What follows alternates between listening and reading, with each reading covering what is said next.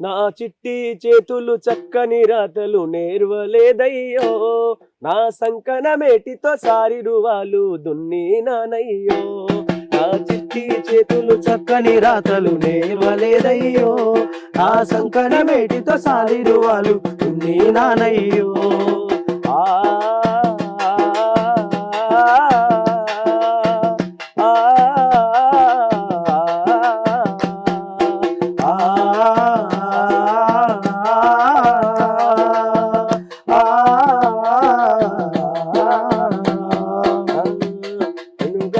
అమ్మకు ఏడేళ్ళప్పుడే దూరమయ్యాను, దూర ఎడ్డం కొట్టం కాడా నేను సోపతున్నాను.